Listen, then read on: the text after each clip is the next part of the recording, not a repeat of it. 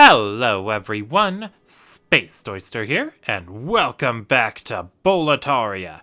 In the last part, we explored most of the Stonefang Tunnel and defeated the boss of the area, Flame Lurker. And in this part, I figured I would do a little catch-up and show off the few of the things that I missed because I was rushing due to getting invaded. So, yeah, we're going to be back here in Stonefang Tunnel one more time. Give me a chance to get to the area where we were left off. So, I'll cut ahead. See you guys there. Get back here, you! Haha! I got the crystal lizard. I am going to kill this one because I feel like it. Yeah, I think that each crystal lizard, or, well, not each, but specific ones have a chance to drop a pure version of their weapon or upgrade stone, so it's always worth it to kill the crystal lizards as often as possible. That and their limited respawns. Alright, anyway, so this was the area I didn't fully explore with the two topless black phantoms. If you can, I recommend pulling one of them with a ranged attack, a bow ideally so you can get them far away from each other, but if you're using magic mainly, that should be good enough too. So, these two tend to be very tanky because they have those big steel shields, and they like to use their big clubs, but unfortunately, I guess I should say fortunately, the pretty simple AI can be very easily parried, as you saw there. Like, I am shit at parrying, and I still pulled that off. Let's see. And then let's go ahead and pull the much sexier topless black phantom. I don't make the rules. A topless man is just more attractive because I said so. I guess that means I do make the rules. Well, you know what? Whatever. We're just going to smash him like we did the lady before, and we're going to enjoy it more because he's sexier. And he's already dead. But, yeah, I guess Black Phantoms get a lot tougher in future games. But in any case, what these two were guarding is even more important than them. I don't know if those Black Phantoms will respawn if you want to revisit this area, and believe me, this is an area you are probably going to be revisiting at least 4 times. Yeah, I think 4 times. This is the Crystal Lizard Den. So, this place is packed full of crystal lizards. There are a bunch. I forget the exact number, but I guess a bunch is the most scientific term for it. They're much easier to hunt when you get a spell called Firestorm, since you can use that spell to just drop down in the middle, and then it should be able to kill them all. Since I don't have Firestorm, I think my best option for hunting the lizards right now is to try and carefully position myself and then shoot them dead. Quite a few always get away from me even when I do this, no matter how careful I am, but it is something, I do find it is a reliable way to at least get a few. Not that one, though. That one got away. Poopy doodle. Alright, well, from here, I should be able to lock on. Haha! You're not gonna teleport away from me, Mr. Lizard. I outsmarted you. Alright, yeah. And I don't know what the trigger is for the crystal lizard getting knocked over on their back. The logical thing, or the logical guess, it's based on the amount of damage you do.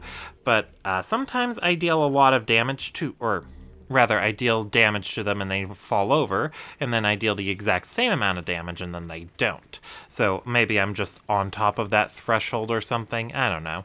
Or it could be that different lizards have different stamina values. Ooh. Pure Hardstone and Pure Sharpstone. So Hardstone and Sharpstone, those are used for the basic upgrade paths. I think whether or not the weapon uses Hardstone or Sharpstone depends on whether it relies more on its strength or its dexterity. So that Uchikatana that I've been upgrading, since that's a dexterity-based weapon, it uses Sharpstone, or at least I think that's the way it's going to work. Anyway, I don't really like going through that cave, so we're just going to ride the elevator back on up, and then I'll drop down from the other side to show off the to show off the other bits of this end of the tunnel that I didn't get to before because I was too much of being in a rush. Whatever the right words are. In any case, I can't really think of too much lore to bring up or much else to bring up about the Stonefang Tunnel. We've pretty much gone over all the lore that there is to go over, aside from the stuff pertaining to the last boss here. But I want to leave that for when we actually get to the last boss here, because that just makes it more thematic. Talk about the last boss when they're actually there. Anyway, since we're here and that crystal lizard over here respawned, let's go get him. Roarg! Haha, I gotcha! I do believe crystal lizards are highly resilient to magic, which I guess makes sense. Well, I don't know. I don't know if it makes sense for Demon Souls, but it definitely does in Dark Souls 1 and 3, and possibly 2, but I don't have enough experience with Dark Souls 2 to say anything definitive about it. Well, nothing that isn't common knowledge, like it wasn't directly made by the main team who made Dark Souls 1 and 3. I wouldn't use that as an excuse to never give it a shot, though. I played it once or twice, and then I just didn't care for Dark Souls 2. Didn't care for it as much as Dark Souls 1, Demon Souls, and Dark Souls 3. And I'm not entirely sure. I can't really put something down onto that feeling. It's just a vague feeling. But I should probably give Dark Souls 2 another go, because it's going to be the closest I can get to a completely fresh Souls experience, aside from trying out their other games like Sekiro. Oh, hello again. Hey, don't turn a cold shoulder. I didn't mean to do you wrong, really. Oh, I have an idea. That treasure over there should be mine. But I'll let you have it. I promise. No tricks. I won't move a muscle until the treasure's safely in your hands. You can trust me, can't you? I'm just trying to do right and make amends here. Okay, sure you are, Patches. Well, there is a big bear bug over here, and I'd rather take care of that first, because, bear bugs, they're just a giant nuisance. So, yeah, I'm going to take care of that bear bug first, and then I'll go grab that super special treasure you pointed out.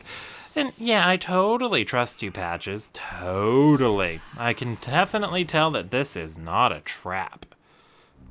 Ooh, Greystone. Yeah, anyway. So, like all bear bugs, this one takes a while to kill, but because it seems to be stuck here, it won't be able to fight back. So, let's just keep smashing it until it's dead. Mwahahahahaha! I'm actually growing a bit more fond of the mace here.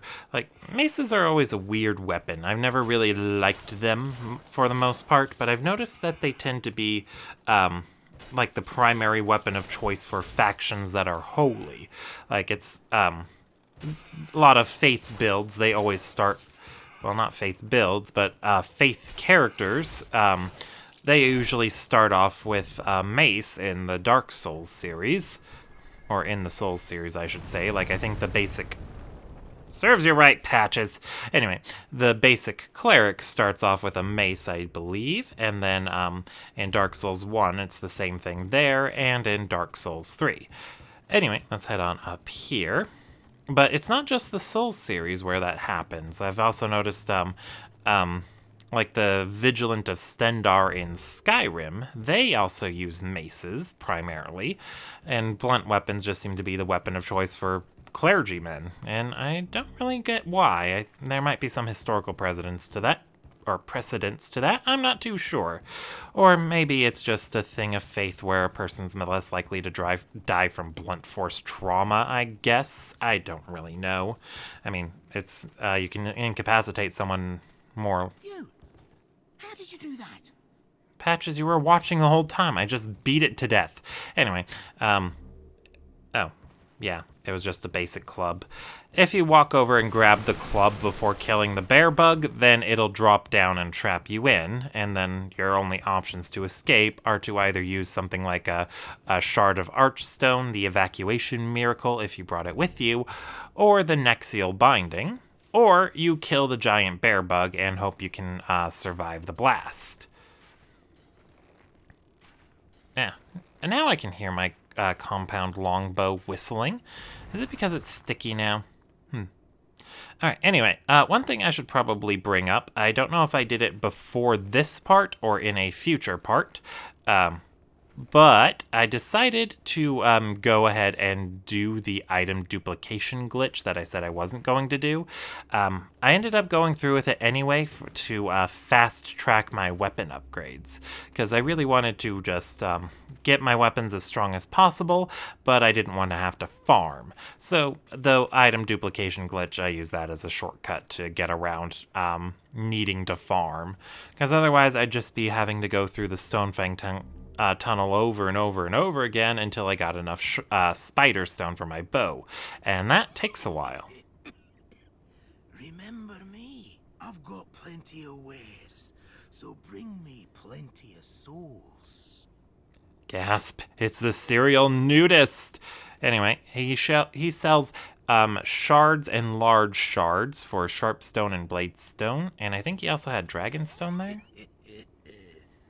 Well, alright then. Come back when you actually need something. So if you're doing a basic upgrade path, he is a very useful vendor to keep in mind, especially for his second appearance here in Stonefang. So it's very handy that they have a vendor you can go to buy upgrade materials, even if it's just some very basic ones. I do believe the noblewoman in the Tower of Latria, I do believe she also had some very valuable upgrade materials. So, yeah, it's always nice to have the option to buy them, even if they're going to be ridiculously expensive. Anyway, there was one last thing at the end of this part of the path that I forgot to get, so I will cut ahead to when I'm at that new-ish part, so see you guys there. Alright, here we are. So yeah, the path we didn't take was this one on the I guess right? It's tough to, I already lost track of my orientation, but there's a medium-sized bear bug in here with 2 crystal lizards. So these crystal lizards are do have a very good chance to escape, since your normal instinct would probably be to charge in there and kill the bear bug, and then the crystal lizards would just start to run away. But if you have a bow, you can just snipe the crystal lizards. Alright, so let's go ahead and finish off this bear bug, and then we can start to pick things up. These medium-sized bear bugs are probably the most dangerous of the lot, since not only are they more aggressive than the smaller ones and the bigger ones, at least I think they're more aggressive than the smaller ones, but they will also explode, and they're more mobile than their much bigger brethren. So you do have to keep your eye out for them, and just like all bear bugs, they're as resilient as anything else you'll find. Or very resilient to pretty much anything. Oh crap, run away, run away, run!